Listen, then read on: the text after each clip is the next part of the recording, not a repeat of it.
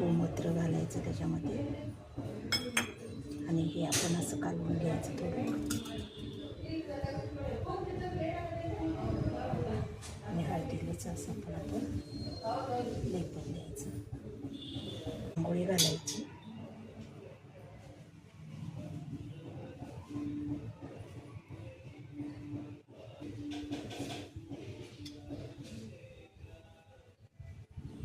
आता आपण त्याच्यावर कुंकू घालून घ्यायचं.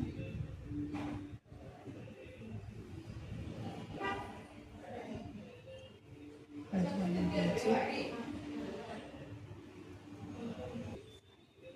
फुलं घालायचं.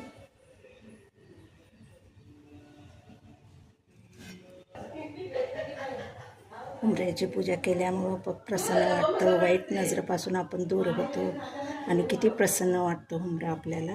अशा पद्धतीनं आपण हुंबऱ्याची पूजा